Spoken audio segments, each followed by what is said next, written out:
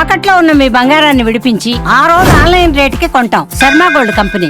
నమస్తే, మీరు చూస్తుంది సుమన్ టీవీ. నేను మీ కీర్తి. నాతో పాటు ప్రముఖ ఆస్ట్రాలజర్ గోరుగుంట్ల సురేష్ గారు ఉన్నారు. నమస్తే సార్. నమస్కారం అండి. సో ద్వాదశ రాశిలో భాగంగా తులా రాశి వారికి జనవరి నెల కొత్త సంవత్సరం 2025 ఎలా ఉండబోతుంది? ఫస్ట్ అసలు జ్యోతిష శాస్త్రం ఎందుకు ఇంపార్టెంట్, ఎలా మనకు ఉపయోగపడుతుందో చూద్దాం. సో మనకి మనిషి ఈ జన్మ ఎత్తిన తర్వాత అండి వాళ్ళు చేయాల్సిన పనులు 4 ఉంటాయి అంటే ధర్మము, అర్థము, కామ, మోక్షం. అది సన్యాస దగ్గర నుంచి కానీ గృహస్థ దగ్గర నుంచి వనప్రస్థాశ్రమ బ్రహ్మచారి కూడాను ఈ 4 మీదే ఎక్కువ వాళ్ళు వర్క్ చేస్తూ ఉంటారండి. అంటే పురుషార్థాలు అంటే ఒక పురుషుడు తన పుట్టిన తర్వాత ఎగ్జిట్ అయ్యే వరకు తను సాధించాల్సిన అర్థాలు, రిసోర్సెస్ అని చెప్తారనమాట. అది ఒకటి ప్రొఫెషన్ రిలేటెడ్ కానివ్వండి, మనం చేసే పనుల గురించి ఉంటుంది, లేదంటే మనం సాధించుకోవాల్సిన అర్థాల గురించి కానీ, తర్వాత జనం భోగంగా ఉండటం, 10 మందిలో రిపీటెడ్గా ఉండటం, సమాజంలో ఉన్నతంగా ఉండటం, ఇది ధర్మము, అర్థము, కామ, మోక్షం అంటారన్నమాట. అయితే ఇవి సాధించటాలంటే మనకి చాలా ప్రతికూల పరిస్థితులు ఉంటాయి, అబ్స్టాకిల్స్ ఉంటాయి, ఎన్నో ప్రాబ్లమ్స్ అన్నీ ఉంటాయి, ఫేస్ చేస్తూ ఉండాలన్నమాట. అయితే జ్యోతిష శాస్త్రం మనకు క్లూస్ ఇస్తుందండి, ఇండికేట్ చేస్తుంది ఎక్కడ మనకి ఏ విధంగా అనుకూలంగా ఉంది, ఎక్కడ పాజిటివ్గా ఉంది, ఎక్కడ నెగిటివ్గా ఉంది, ఎలాంటి ఏ టైంలో వచ్చే అవకాశం ఉంటుంది. అందుకని మనకి జ్యోతిష శాస్త్రం యూజ్ అవుతుంది. రెండోది మనకి ఆది శంకరాచార్యులు వాళ్ళ స్క్రిప్చర్స్లో, వాళ్ళ గ్రంథాల్లో, వాళ్ళ రచనలో చెప్తూ ఉంటారంటే వివేక వైరాగ్యం ఉండాలని చెప్తూ ఉంటారు. వివేకం అంటే ఏ టైంని ఎప్పుడు ఎలా చేసుకోవాలో గమనించుకోవాలండి. రెండోది వైరాగ్యం అంటే ప్రతిదీ మనం అన్ని పనులు చేయలేమండి. కొన్ని మనం ఉన్నతంగా ఎదగాలంటే కొన్ని పనులు మనం వదిలేసుకోవాలన్నమాట. ఒక స్కిల్ఫుల్గా ఏది పట్టుకోవాలో ఏది వదలాలో తెలుసుకోవాలంటారు. అదే వివేక వైరాగ్యం అంటే, నథింగ్ అండి. సో ఆ ప్రకారం కూడాను వాళ్ళు చెప్పిన దాన్ని చేయడానికి మనకి జ్యోతిష్ శాస్త్రం యూజ్ అవుతుంది అనమాట. ఒక క్లూస్ ఇస్తుంది అనమాట. ఈ ఏరియాలో పాజిటివ్గా ఉంది, ఎక్కడ నెగిటివ్గా ఉంది, ఎలా అయితే మీకు ఈజీగా గమ్యస్థానం చేరుకుంటారు. ఫైనల్గా మన యొక్క ముఖ్య ఉద్దేశం ఏంటంటే మనం లైఫ్ శోభాయమానంగా, దివ్యంగా, చక్కగా బ్లిస్ఫుల్గా ఉండాలనే ఉద్దేశంతో మన మహర్షులు ఇచ్చిన జ్ఞానం అండి. అలానే మనకి క్షోభపడుతూ, ఇబ్బందులు పడుతూ లైఫ్ అంటే ఏమిరా దేవుడా అన్నట్లు ఉండుకోకూడదండి. జీవితం మనకి ఇచ్చిన ఒక అద్భుతం.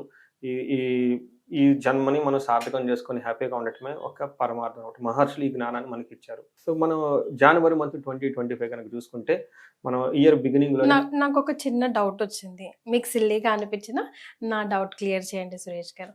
అంటే మన పోయిన జన్మ, గత జన్మకి సంబంధించిన వాసనతోనే మనం ఈ జన్మ ఎత్తుతాము, అవునా? కరెక్ట్. అంటే ముందే డిసైడ్ అయింది ఈ జన్మలో మనం ఏం చేయాలి, ఏం చేయకూడదు అని చెప్పి. మరి అదంతా ముందే డిసైడ్ అయినప్పుడు గ్రహాలు మనల్ని ఎలా లీడ్ చేస్తాయి? ఏమవుతుందంటే అండి, మనకున్న మెమరీ అప్పటి జన్మ మెమరీ ఇప్పుడు ఉండదు. సో మనం ఇగ్నోరెంట్గా పుడతాం. మనిషి పుట్టడమే ఇగ్నోరెంట్గా పుడతాడు అనమాట. సో అక్కడ నుంచి గురువుల దగ్గర జ్ఞానం సంపాదించుకోవాలి. ఏమవుతుంది మన చుట్టూ, నేచర్ మనకి ఎలా అవుతుంది, పీపుల్తో మనకి ఎలా ఉండాలి, ఏది చేయాలి, ఏది చేయకూడదు, స్క్రిప్చర్స్ ద్వారా మళ్ళీ మనం తెలుసుకోవాలన్నమాట. ఆ స్క్రిప్చర్స్ మీరు పోయిన కాలంలో, పోయిన జన్మలో కూడా పాటించుంటారు, ఇప్పుడు పాటించుంటారు. ఆ నాలెడ్జ్ మిమ్మల్ని పాస్ ఆన్ చేయడానికి గురువులు వస్తారండి. ఇందులో భాగమే మనకి బ్రహ్మ మనకి ఇచ్చిన జ్ఞానం ఇది. సో మీకు ఎందుకు వచ్చారని మీకు తెలవదు, యూ ఫర్గాట్ ఇట్. ఇది రిమైండ్ చేస్తారు. తులారాశి మీరు చూసుకుంటే ఇందులో ఉన్న నక్షత్రాలు చిత్త 3-4 పాదాలు, స్వాతి 1, 2, 3, 4 పాదాలు, విశాఖ 1, 2, 3 పాదాలంతా మనకి తులారాశి వస్తాయని చెప్పుకోవాలన్నమాట. పేరు బలం కనుక మనం చూసుకుంటే రా, రీ, రు, రే, రో, తా, తీ, తూ, తే, ఈ అక్షరాలు లేదంటే ఇదే సౌండ్తో ఉన్న పేర్లంతా మనకి తులారాశిలో వస్తారని చెప్పుకోవాలి. ఈ రాశి వాళ్ళకి నక్షత్ర గ్రహస్థితిని కనుక చూసుకుంటే మకర రాశిలో 14వ తారీఖు ఎంటర్ అవుతున్నారండి. అక్కడ నుంచి మనకి సంక్రాంతి స్టార్ట్ అవుతుంది, మకర సంక్రాంతి. అక్కడ నుంచి మనకి ఉత్తరాయణం కూడా స్టార్ట్ అయిపోతుంది. తర్వాత బుధుడు వచ్చేటప్పుడు ధనుసు రాశిలో 4వ తారీఖు నుంచి, శుక్రుడు కుంభరాశిలో 28వ తారీఖు నుంచే మోయి కుంభరాశిలో ఉండి చాలా యోగ్యతనిస్తూ ఉంటారు. తర్వాత కుజుడు వచ్చేటప్పటికి వీళ్ళు కర్కాటక రాశిలో 21 వరకు ఉండి, ఆ తర్వాత వాళ్ళకి 21 నుంచి మిథున రాశిలోకి వెళ్తూ ఉంటారు అనమాట. ఈ గ్రహ స్థితిని బట్టి కనుక మనం చూసుకుంటే ఫస్ట్ 15 డేస్ వీళ్ళకి ఎలా ఉంటుందంటే లక్ష్మి, శుచం, శ్రియం, సుఖ, సుహృతో అభివృద్ధి అని చెప్తారు. అంటే సక్సెస్ఫుల్గా ఉంటారు, తర్వాత ఫైనాన్షియల్గా చాలా బాగుంటుంది, తర్వాత ఫ్రెండ్స్ నుంచి కూడా చాలా మంచి సపోర్ట్ వస్తుంది అని చెప్తూ ఉంటారు.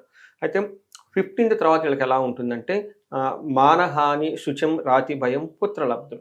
సమాజంలో కొంచెం వీళ్ళకి అగౌరవం పడే సంఘటనలు, కొంచెం విషాదకరంగా ఉండే సంఘటనలు, శత్రువులు వీళ్ళని ఇబ్బంది పెట్టే విధంగా ఉంటారు. కానీ పుత్రుల నుంచి, వాళ్ళ దగ్గర ఉన్న ఎంప్లాయీస్ దగ్గర నుంచి చాలా చక్కటి లాభం అయితే వస్తుందని మనం చెప్పుకోవాలి. మనం డీటెయిల్ కనుక చూస్తుంటే శుక్రుడు వీళ్ళకి సూర్యుడు వచ్చేటప్పుడు వీళ్ళు 4వ ఇంట్లో ఉండి 10th హౌస్ని చూస్తూ ఉంటాడు. మిక్స్డ్ రిజల్ట్ అని చెప్పుకోవాలి. అంటే అంత ఇబ్బంది పెట్టేది ఏం కాదు. ఏమని చెప్తారంటే ఫస్ట్ దేశ గృహ ఛద్రం అని చెప్తుంట, సౌఖ్య హాని, మనోభోజనం, ప్రయాణే విఘ్నే అని చెప్తుంట. అంటే ప్రయాణాలు కనుక చేస్తే విఘ్నం ఉంటుంది. తర్వాత భోజనం చేసే టయానికి సరిగ్గా భోజనం చేయకుండా ఇబ్బంది పడే అవకాశం ఎక్కువగా ఉంటుంది. ఓకే. తర్వాత మనసులో విచారంగా ఉండి ఇంట్లో ఏదో భయం కలిపే సిచ్యువేషన్స్ ఎక్కువగా ఉంటాయి. ఓకే. సేమ్ టైం ప్రొఫెషన్‌లో చాలా బావుంటారండి. ఓహ్! ఓకే. ఒక అప్పటిదాకా వీళ్ళకొక ప్రమోషన్ రావటం కానివ్వండి, హ్మ్. ఒక బ్రేక్ త్రూ రావటము, ఒక ప్రాజెక్ట్ కానివ్వండి, ఏదైనా గనక ప్రొఫెషనల్ అనుకున్న పనులు అనుకున్నట్టు విధంగా ఒక అచీవ్‌మెంట్ వస్తుంది. ఇన్ సమ్మరీ చెప్పాలంటే సూర్యుడు ఇంట్లో కొంచెం ప్రాబ్లమ్స్‌ని క్రియేట్ చేస్తాడు. బట్ ప్రొఫెషన్‌లో చాలా డామినేటెడ్ గ్రోత్ ఇస్తూ ఉంటారనమాట. ఓకే. మార్స్ 10వ ఇంట్లో ఉండి ఫిఫ్త్ వన్ మార్స్ మనకి వీళ్ళకి ఈ రాశి వాళ్ళకి కొంచెం డిస్టర్బెన్స్ క్రియేట్ చేస్తున్నారు. కొంచెం కేర్‌ఫుల్‌గా ఉండాలి. ఓహ్! ఈ ఏ డిస్టర్బెన్స్ రకంగా? ఏ విధంగా అంటే మనకి నిత్య క్లేశం, సదా వ్యాధి, సదా భోజన దుర్బలం, సదా సంచార ఉద్యోగం. ప్రొఫెషనల్ మ్యాటర్స్‌లో అటు ఇటు బాగా తిరిగే అవకాశం ఎక్కువగా ఉంటుంది. ఏదో ఒక ప్రాజెక్ట్‌లో హెవీగా ఒత్తిడి రావటం కానివ్వండి, హ్మ్. బిజినెస్‌లో బాగా ఒత్తిడి రావటం అయితేనేమండి, ఎక్కువ స్ట్రెస్ బిజినెస్ అంతా ప్రొఫెషన్‌కి లేదంటే బిజినెస్‌కి ఎక్కువ పెడుతూ ఉంటారు. దాంతో పాటు తిరిగే అవకాశం కూడా ఎక్కువగా ఉంటుంది. ఉద్యోగం ప్రొఫెషన్ కానివ్వండి, లేదంటే బిజినెస్ రిలేటెడ్ ఎక్కువగా తిరిగే అవకాశం ఎక్కువగా ఉంటుంది. టయానికి భోజనం చేయరు. అంతేకాకుండా వీళ్ళకి ఇదే టైంలో బంధువులతో గొడవలు, వీళ్ళకి యక్ష రాక్షస పీడలు అంటారు. నైట్ టైమ్ పడుకుంటే నిద్ర పట్టకపోవటం, పిక్కలు పట్టుకోవటం, అన్‌కంఫర్టబుల్ ఫీల్ అయ్యే అవకాశం ఎక్కువగా ఉంటుంది. అధికారులతో గొడవలు పడే అవకాశం కూడా ఎక్కువగా ఉంటుంది. ఓహ్! తర్వాత సంతానానికి సంబంధించిన విషయంలో కూడాను కొంచెం కేర్‌ఫుల్‌గా ఉండటం చాలా అవసరము. శత్రువుల బాధ, అతిగా కోపము, పుత్రులతో విరోధం అని చెప్తారు. సో, ఈ విషయాల్లో కొంచెం కేర్‌ఫుల్‌గా బట్ ఓవరాల్‌గా కుజుడు వీళ్ళకి అంత యోగ్యతనివ్వట్లేదని మనం చెప్పుకోవాలి. అయితే శుక్రుడు వీళ్ళకి చాలా చక్కగా 5th హౌస్‌లో ఉండేసి మంచిని చేస్తూ ఉన్నారండి. ఎలాంటి బాధలైతే కుజుడు పెడుతున్నాడో, శుక్రుడు వాళ్ళకి ఆపోజిట్‌గా అన్నీ మంచి చేసుకుంటూ వస్తూ ఉంటాడు. వావ్! టోటల్‌గా ఒక మంత్ అంతా వీళ్ళకి చాలా న్యూట్రల్‌గా ఉంటుంది. అంత హ్మ్. పెద్ద అటు మంచి ఇబ్బందులు పడే సిట్యుయేషన్ ఉండదు. అలా అని వావ్ ఫ్యాక్టర్స్ కూడా ఉండదు. ఒక నార్మల్‌గా వెళ్ళిపోయే మంత్ అని మనం చెప్పుకోవాలి. శుక్రుడు వీళ్ళకి ఏం చేస్తున్నారంటేనండి, స్పౌస్ ద్వారా బెనిఫిట్ చూపిస్తున్నారండి. ఓకే. సో, అది లేడీస్ అయితేనేమి జెంట్స్ అయితే లేడీస్ ద్వారా ఒక మంచి బెనిఫిట్ జరుగుతూ ఉంటుంది. ఈవెన్ ఆఫీస్‌లో కూడాను మేల్ కొలీగ్స్‌కి, ఫీమేల్ కొలీగ్స్‌కి, మేల్ కొలీగ్స్ ద్వారా చాలా చక్కగా మంచి సపోర్ట్ అయితే ఉంటుంది. అంతేకాకుండా వీళ్ళకి నిత్య మృష్టాన్న భోజనం ధనధాన్యాభివృద్ధి దాసీభృత్య జనలాభః అని చెప్తూ ఉంటారు. అంటే వీళ్ళ కింద పనిచేస్తున్న ఎంప్లాయీస్ కానివ్వండి, కొలీగ్స్, వీళ్ళతో పాటు ఉన్న కొలీగ్స్ లేదంటే వీళ్ళకి సపోర్టింగ్‌గా ఎవరైనా వచ్చే స్టాఫ్ ద్వారా చాలా చక్కటి లాభం ఉంటుంది. ఓకే. టయానికి వీళ్ళ కొలీగ్స్ తర్వాత లేదంటే వీళ్ళ కింద ఉన్న ఎంప్లాయీ స్టాఫ్ వీళ్ళకి చక్కగా హెల్ప్ చేస్తారు. హ్మ్. తర్వాత అందరితో కలిపి మంచి భోజనం చేస్తూ ఉంటారు. తర్వాత ధనం ప్రకారంగా, ధాన్యం ప్రకారంగా చక్కగా ఉంటుంది. అభీష్ట సిద్ధి ఎన్ని ఇబ్బందులున్నా, కుజుడు ఇబ్బంది పెట్టినా ఫైనల్‌గా వీళ్ళు అనుకున్నది సాధించుకుంటారు. Wow! So, that is a very great thing అని చెప్పుకోవాలనమాట. ఆహ్, ఈ టైంలో వీళ్ళు చక్కగా హార్మోనియస్ మెయింటైన్ చేయాలండి. చక్కగా ఉంటే బావుంటుంది. అంటే వీళ్ళు బ్యాలెన్స్‌గా ఉంటే చాలా బావుంటుంది. మనం నక్షత్రం పరంగా చూసుకుంటే హ్మ్. చిత్తా నక్షత్రం వాళ్ళకి 3 విషయాల్లో చాలా పాజిటివ్‌గా ఉంటుంది. ఒకటి మంత్ అంతా వీళ్ళకి జయప్రదంగా ఉంటుంది. అది ఓకే. గుర్తుపెట్టుకోండి. హ్మ్. రెండోది క్షేమంగా ఉంటారు. మూడోది ఆహ్, కొంచెం భయపడే అవకాశం ఎక్కువగా ఉంటుంది. కొన్ని ఓకే. విషయాల్లో అందులో పర్టిక్యులర్ జనవరి 12 తర్వాత వీళ్ళకి బ్రదర్స్ దగ్గర నుంచి కానివ్వండి, లేకుంటే వాళ్ళ ఓన్ టాలెంట్ ద్వారా అది సరిగ్గా మనకి సపోర్ట్ ఇవ్వట్లేదే, అయ్యో! నేను పనికిరా మనకు అతిగా భయపడే అవకాశం ఎక్కువగా ఉంది. బంధనం బిజినెస్‌కి సంబంధించి రావాల్సిన ట్రాన్సాక్షన్ గురించి కానివ్వండి, రైటింగ్‌కి సంబంధించిన దానికి సంబంధించిన విషయంలో వీళ్ళకి బంధించబడినట్టు సిట్యుయేషన్స్ ఉంది. ఎలా రెస్పాండ్ అవ్వాలో తెలవక చాలా సందిగ్ధత ఉండే అవకాశం ఎక్కువగా ఉంది. హ్మ్. తర్వాత రోగం హెల్త్ కాంప్లికేషన్స్ జనవరి 17 నుంచి ఉంటుంది.